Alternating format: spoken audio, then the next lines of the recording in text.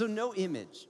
I think this one's interesting because it says no, you shall not have no images in heaven or in earth. And I think in one way we understand, well, that's easy. Like we shouldn't have an image of a lesser God.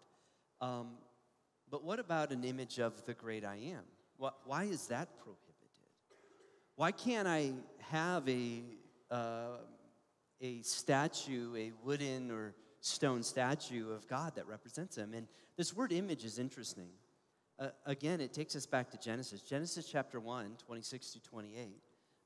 God says this. It says that God made you in his what? Image. In the image of God, he created you. Male and female, he created you. And so God doesn't want any stone or wooden image. Why? Because we are the image.